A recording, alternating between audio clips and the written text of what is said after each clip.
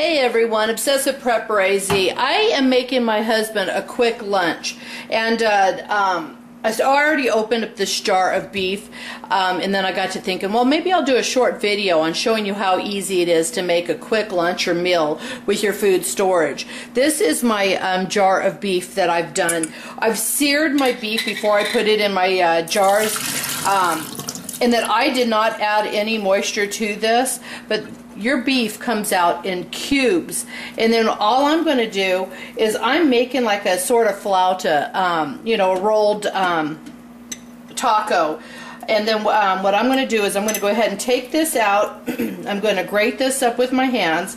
I've got some onions in this cast iron pan. I've got my stove on broil in the, excuse me, my oven on broil. And I'm going to go ahead and get this heated up. And then I'm going to add it inside my tortillas. Now I could add it cold, but I want to get it heated up so then when I add my cheese and stuff that it's cooked completely through. But I just wanted to show you, this is such awesome meat. I use top sirloin when I brown it. So I'm going to go ahead and get this into the oven, get my tortillas set up, and then I'm going to dice up some lettuce and some tomatoes and onions, and then I'll get back to you when I start to fill this up with the cheese and the meat. So stick with me. Okay, so I've got my beef in my cast iron and my onions, and then I've got some, I don't know if you've ever seen this stuff before. It's the Al Pato tomato sauce. It's a salsa de chile. If you've not tried it, I probably just slaughtered it. Excuse me if I did.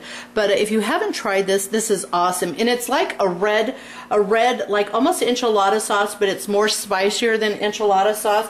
So what I've done is I've gone ahead and mixed almost 3/4 of a can. I'm going to leave the rest so I can put it on top. This is a salsa that I did last year with one of my friends, and it was October last year. And I use this salsa all the time. And what I'm going to go ahead and do is I'm going to mix some of my salsa into this mixture also, because I like to have like the chopped up green chilies, onions, the tomatoes, and so I'm going to go ahead and mix this in here, and then I'm going to go ahead and put it back into the oven. I'm going to chop up some of my lettuce, and then as I'm doing that, I'm going to let this go ahead and keep warming up. So I'll get back to you on the next segment. Alrighty, so I've got 3 of the tortillas in my frying pan already. I've got some oil in the bottom of my frying pan. I am not going to cook this on high heat. I'm only going to cook it on like a medium low because I want my tortillas to get nice and golden. And so all I'm doing, I'm trying to not get all the juices that I just poured into this, but as much as I can here. And then all I'm going to do is take a little bit of cheese, and I'm going to put this in, and I'm going to roll it. Get it as tight as you can get it, and then you're going to put the seam side on the bottom. Go ahead and get rid of all of this. So what I'm going to do is I've had the other 3 in the skillet for a couple minutes now. I'm going to go ahead and roll these over. You can see a nice golden brown on these. So all I'm going to do is I'm going to sit here and roll these until I get a good brown on them, and then I'll get back to you. Okay, so my flowers are nicely golden brown. What I'm going to do is I'm going to remove them from the pan, and I'm going to put them on a paper towel so that they can soak up all the extra oils on the paper towel. Get this out of the way here. Okie doke. So I've got my lettuce, I've got my tomatoes, sour cream, everything out. So all I'm going to do is I'm going to take one of these, and I'm going to put this on the plate. So you can cut it in half if you want. If you don't worry about it. I'm crushing this. My fingers are hot. Sorry about that. Let me get a sharper knife here. Alright. Hot. Okay, so it's nice and warm in the center. And then all I'm going to do is I'm going to add some lettuce to this. I like more lettuce and tomatoes than my husband does, so I make mine more like a taco salad. He likes some vegetables, but he's not as much vegetables as I am. Some onions. A little bit of cheese on top.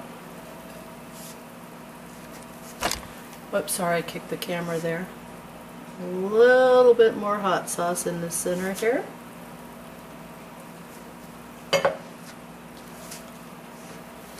And then a dollop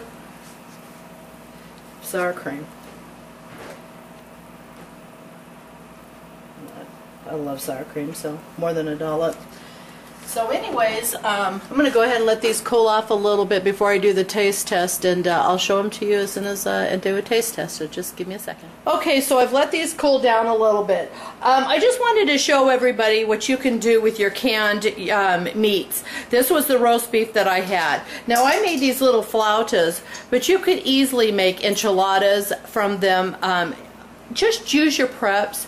Try it. You will be so happy. And this took me literally all of about 15 minutes to do. It was probably more time setting up the camera and trying to fiddle fart with it.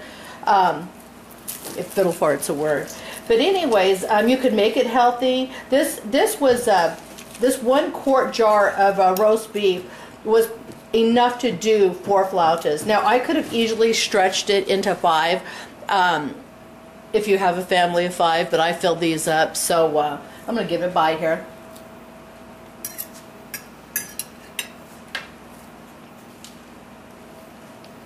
It's awesome. It's